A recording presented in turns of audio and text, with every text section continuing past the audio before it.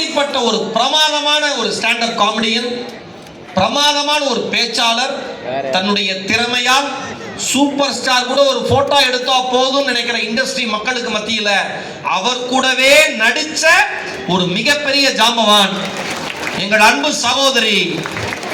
அவங்கள அறந்தாங்கி நிஷான்னு கூப்பிட்டா வரமாட்டாங்க.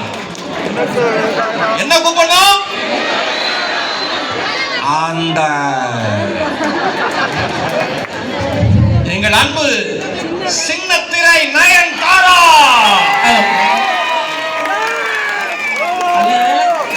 கூப்பிடாம போயிருவீங்களோன்னு பயந்துட்டேன். சின்னத்திரை நயன்தாராவில் மேடம் முதல்ல இப்போ பையன் பார்த்துருக்கல, அந்த பையன் இவங்க நயன்தாரா. நயன்தாரா தான் மேக்கப் போடாம வந்திருக்கேன்.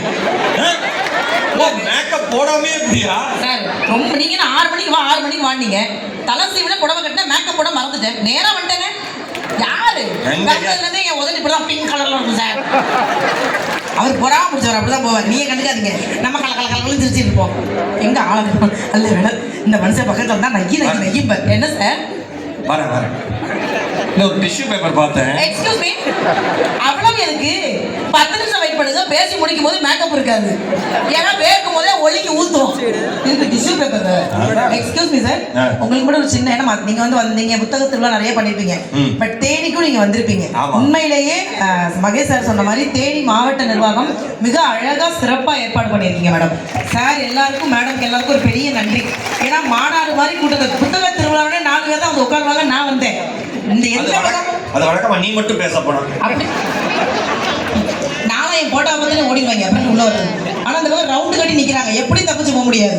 இதுல பாட்டுல கட்டி போடுறானா? நல்லா பாடுறா அவங்க நம்மள கட்டி போடுவாங்க.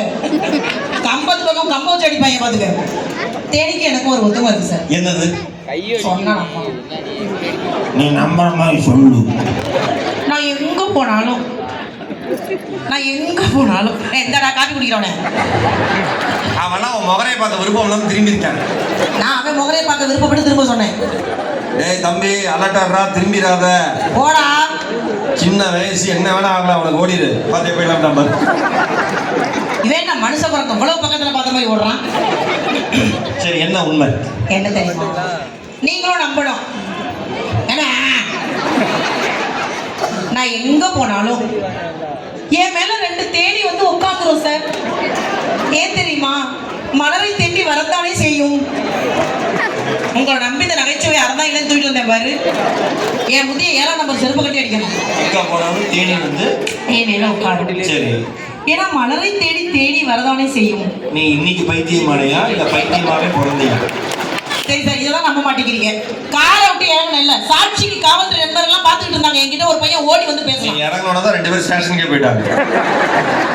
எனக்காக கிஃப்ட் வாங்க போயிருப்பாங்க. ஒரு பையன் ஓடி வந்து அக்கா நடந்தா வந்தீங்க அப்படின்னா, ஊர்ல இருந்து கார்ல வந்தேன்டா, ஸ்டேஜுக்கும் கார்ல தாண்டா வந்தேன். என்ன வாங்கினேன்? பட்டாம்பூச்சி எல்லாம் பறந்து தானே வரும்.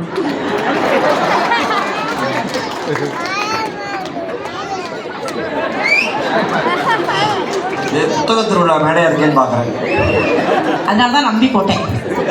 மாவட்ட நிர்வாகம் பூச்சினா பறந்து தானே வரும் அப்படின்னு இப்படி பார்த்து கேட்டுருப்பேன். என்னைய பார்த்தா சார் கேட்டா, நீங்க யார்கிட்ட வேணாலும் கேட்டு பாருங்க. நான் சின்னத்திரை நயன்தாரா மாதிரி இருக்கனா இல்லையா? Payment confirm sir. அவர் பார்த்தாரு பேமெண்ட் வேறையா? இல்ல அவங்க ஏன் இருக்கா ஆமா அப்படி ஏன் சொல்றாங்கன்னா, ஏன் சொன்னாங்கன்னா இதோட விட்டுருவேன்.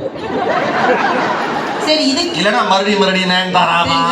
நானே இவ்வளவு தூரம்லாம் நீங்க நசிக்கப்பட்ட நான் ஒன்னு சொல்றேன். நீங்க உண்மை நம்பினா நம்ம சொல்றாரு. கல்யாணம் ஆகி 13 வருஷம் ஆகுது. அதை ஏன் நம்பாம இருக்க போறேன்? 13 வருஷமா என் வீட்டுக்காரர் என் முகத்தை பார்த்து மட்டும் தான் சாப்பிடுவாரு.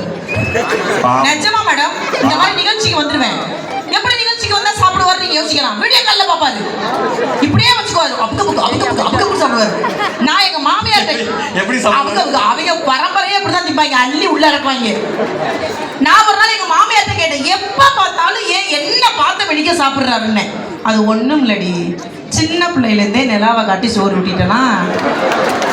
நிலா அமாவாசை காட்டிருக்குமோ?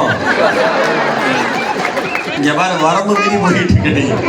என் வாழை கிளறாத. இல்ல என்னை அசிங்கப்படுத்தினா உங்களுக்கு அவ்வளவு சந்தோஷமா இருக்கு. இதுல தேனி மக்கள் அன்பான மக்கள்னு சொல்லி என்னை பூரா அமர்ந்து கிடக்குறீங்க. அதனாலதான் அமைதியா இருக்காங்க. கள்ள கொண்டு அடிச்சிருப்பாங்க.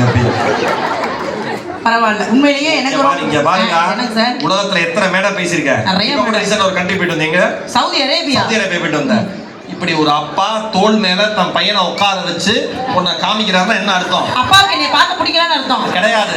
மரியாதையா சாப்பிட்டு இல்லைன்னா இந்த பூச்சாண்டியை காமிச்சுக்கிட்டே இருப்பேன். அந்த பையன் பார்க்கறான், எப்பா இங்க நீயே பாரு என்னால முடியலங்கிறான். நீ வேணா இறங்கிட்டு உங்க பணத்துக்கு மேல வேடா. என்னடா வந்ததுல இருந்து பூரா அசிங்கப்படுத்துறீங்க. என்னடா தம்பி இவன் ஒருத்தன் கல்யாணம் ஆயிடுச்சா இல்லையாடா கர்மம் முடிச்சவனே வந்ததுல இருந்து அறதான் சாவ பாட சொன்னான்.